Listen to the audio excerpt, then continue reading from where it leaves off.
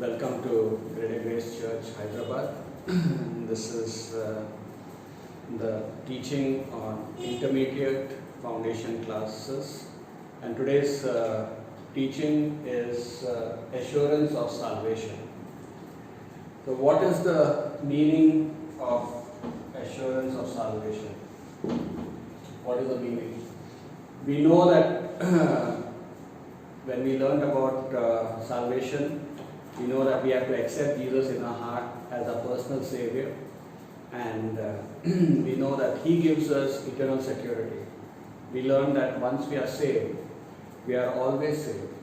But many believers, they commit sin and they have some doubts that God will take them to heaven or not. And they struggle in their heart to have that understanding whether they are going to heaven or not. So that's why the Bible gives us not only eternal security but also assurance that you are a child of God and you are going to heaven. So assurance of salvation clears the doubts that are there in the believer even though we sin. What gives us this assurance that we are going to heaven? So meaning of assurance is knowing for sure that we are saved. Knowing for sure. Okay? Or it is the confidence. It is the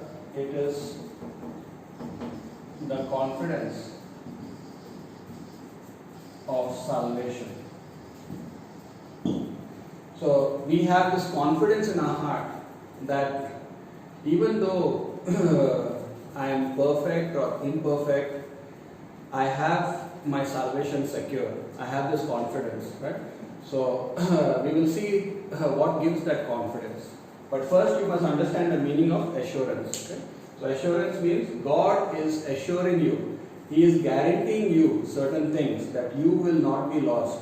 And that is something that God will give you the knowledge in yourself. He will give you the knowledge. And He will give you the knowledge that you will be sure that you are saved. So assurance means knowing for sure that you are saved, and with the confidence of salvation. Okay? So we'll see how this assurance comes in a believer. So how we get assurance of salvation? How we get assurance? So we get assurance of salvation. We'll see Romans 8:16. Romans 8:16.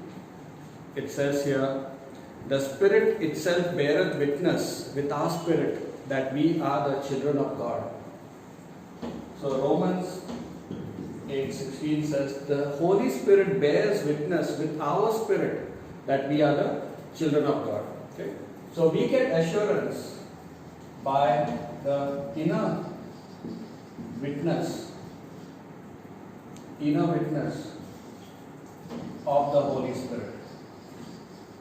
Once you are born again, we know that we get the Holy Spirit as a gift from God to be with us. Now the Holy Spirit will give you that assurance and the confidence that you are saved. So He will bear witness to you. And so He will give you that assurance inside of you that don't doubt. He may give you some word from the Bible. He will give you some understanding. He will enlighten your mind that you are saved. Okay? And then secondly, 1 John 5:13. 1 John 5:13.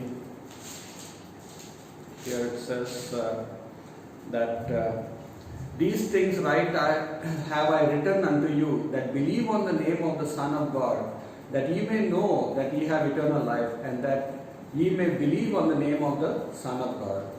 So here he's saying, these things write I unto you that ye may know that you have eternal life.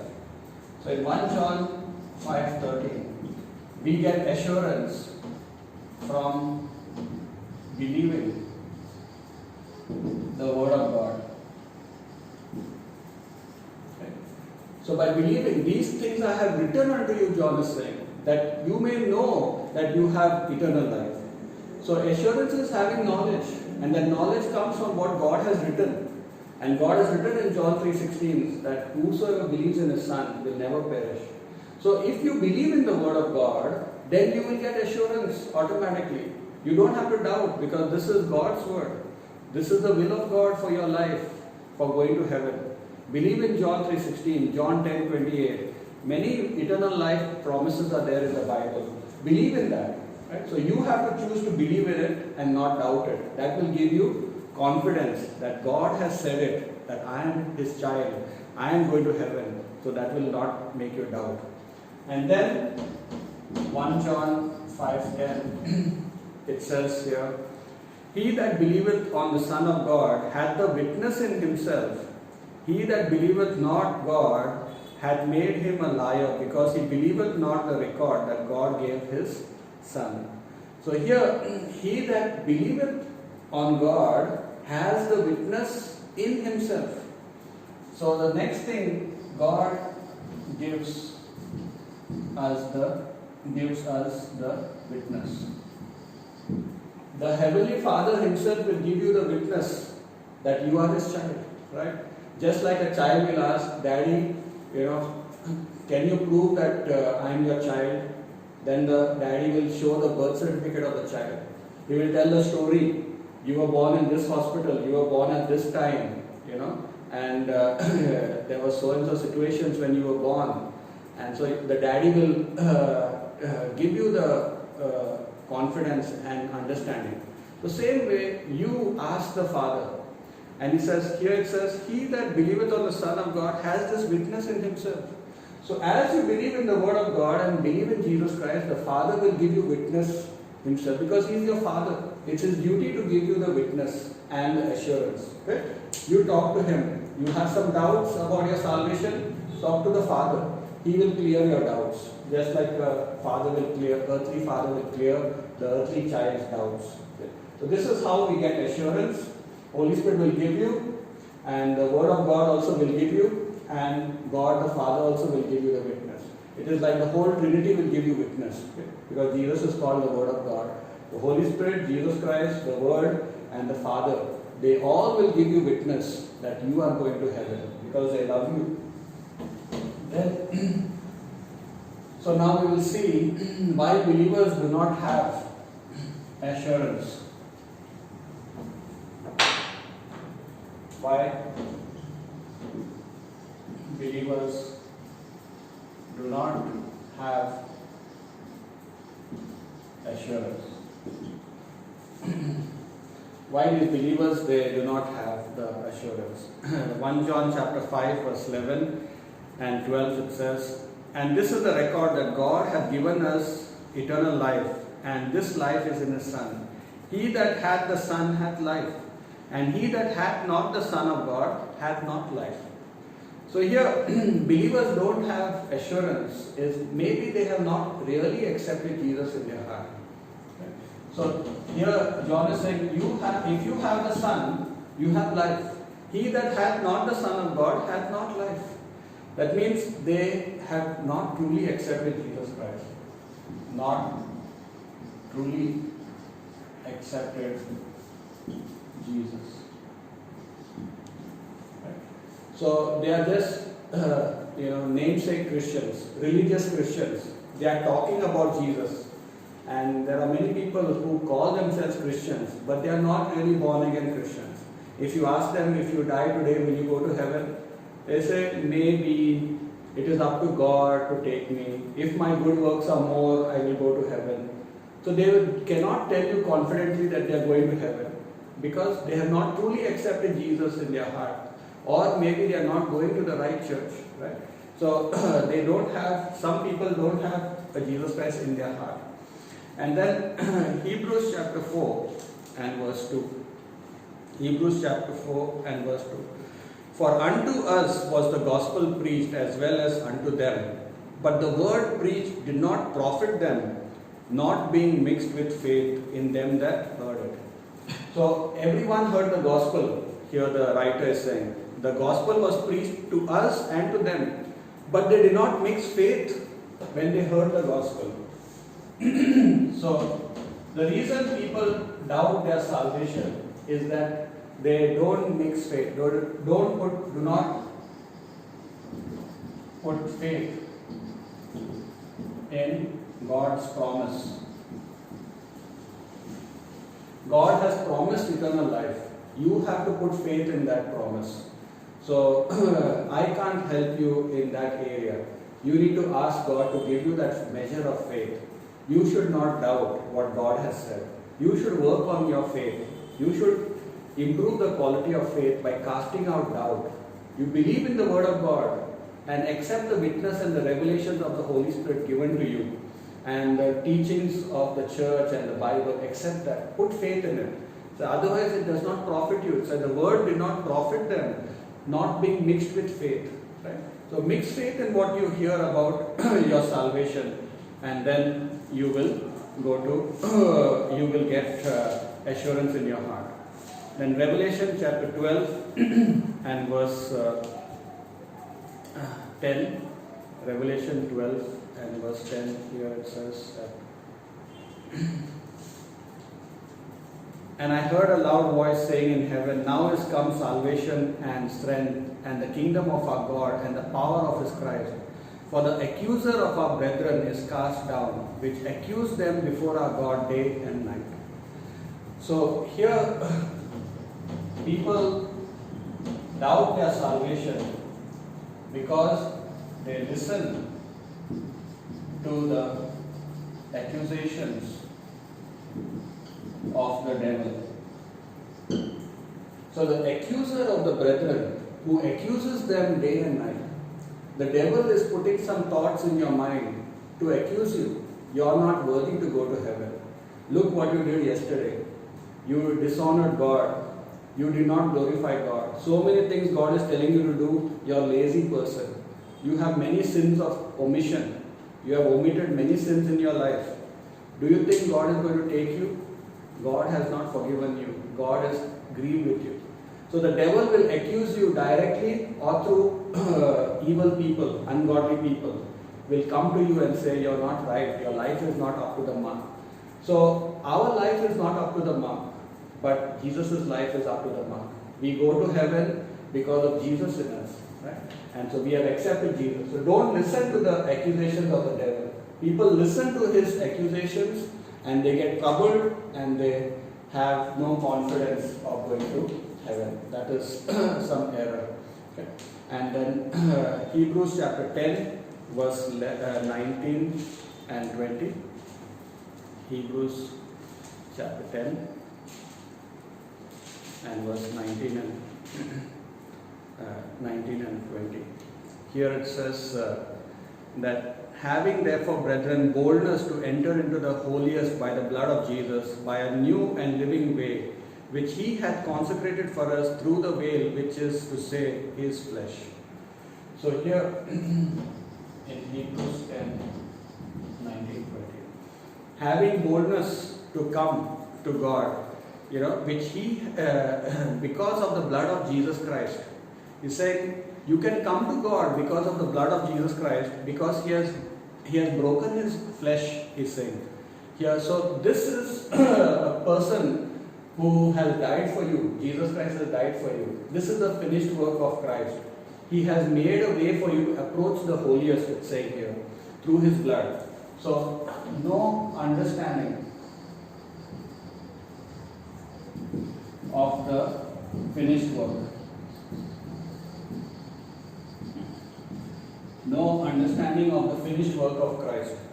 So a person who does not understand the cross means your past, present, future sins are forgiven. So a person who understands the cross will have assurance in their heart.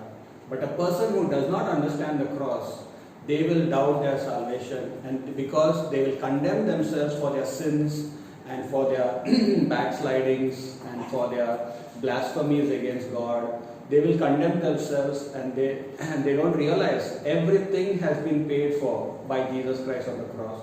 That's why here the writer is saying, he has made a way for us to enter into the holiest by the blood, by his own blood. Okay? So this is the reason why believers do not have assurance. And if you are doubting your salvation, as I said in Matthew 7:7, ask God, ask the Father. the Father will give witness in your heart. Okay? So, one, accept Jesus Christ truly. Examine when you accepted Jesus Christ. Put faith in God's promise of eternal life. And don't listen to the accusations of the devil. And understand the cross also. And now we'll see what are the results of assurance. What are the results? For people who don't have assurance, they will, live in fear of hell. They will be fearing that, oh, I will go to hell maybe. And so though they have accepted Christ, they are living in fear of hell. And they are living in doubt rather than hope. So God does not want you to live in doubt and hope and fear, doubt and hopelessness, right? He wants you to live in hope and confidence and complete faith rest that you are going to heaven, not hopelessness and doubt and fear. So it's very important to have assurance. Heavenly Father gives you assurance, right? Otherwise, he'll say, my child is depressed that he's sinning. That's not the nature of God. God always wants to assure you that you are going to heaven. Okay? So what are the results? Lastly, what are the results of assurance? You can say of assurance. Right? What are the results of assurance? 2 Corinthians chapter 2 and verse 14. 2 Corinthians chapter 2 verse 14. Now thanks be unto God, which always causeth us to triumph in Christ, and maketh manifest of the savour of his knowledge by us in every place. So here it's saying God makes manifest his knowledge to us and causes us to triumph. Okay? He always causes us to triumph. Means he always causes us to live in victory. Triumph means victorious life. So 2 Corinthians 2:14. So a victorious mindset. So no matter what the devil accuses you, you have knowledge, because here it's saying God makes manifest his knowledge to us. So he's giving you the knowledge that you are my child, your sins are forgiven, I died for you, you have eternal life. So much knowledge is given you, so that you can triumph over the accusations of the devil and your own self. So you will have a victorious mindset. Otherwise you will live in defeat. You will live in depression and despair, and you will be dismayed. Okay? So God gives you this thing. So the result is a victorious mindset also. And then we have also John 8:44. John 8 and John 8.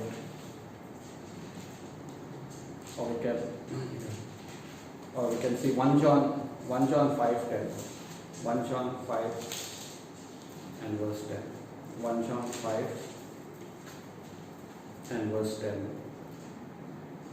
So here it says, he that believeth on the Son of God hath the witness in himself. He that believeth not God hath made him a liar, because he believeth not the record that God gave of his Son.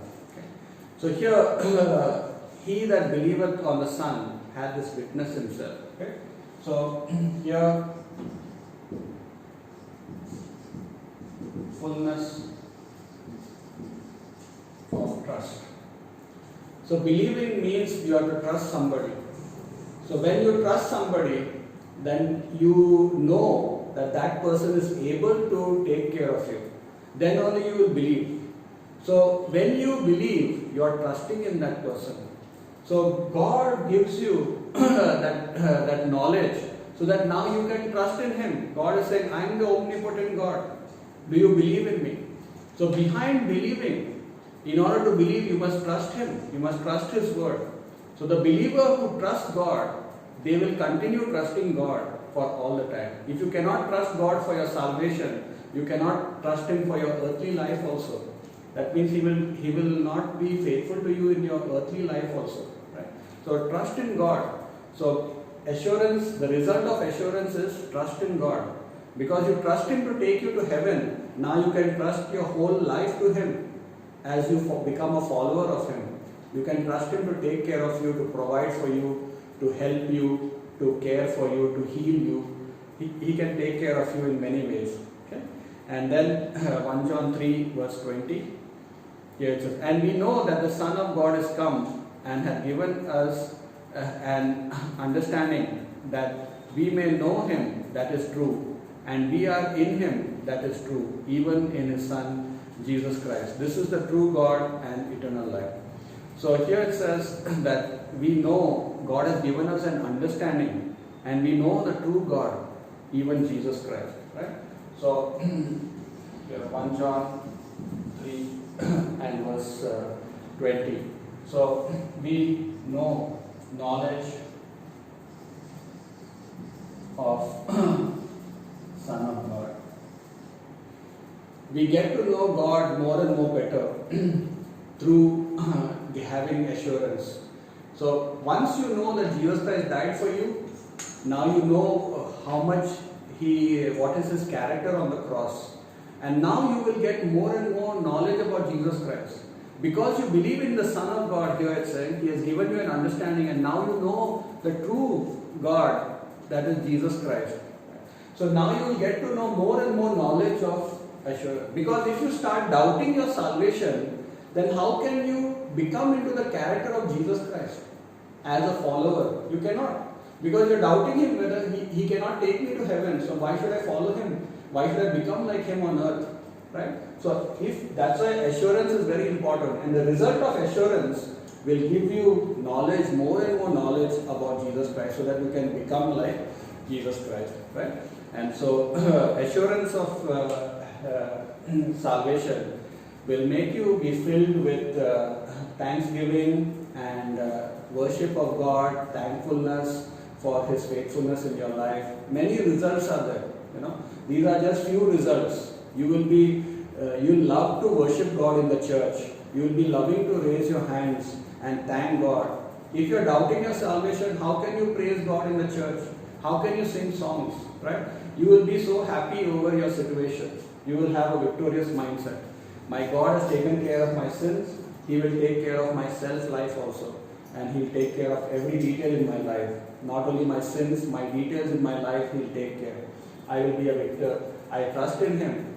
I'm trusting in Him for heaven. I'm trusting in Him for my earthly life. And I will get more and more knowledge of my Lord and Savior Jesus Christ. Okay? So these are some good results about assurance. So today we have learned what is assurance.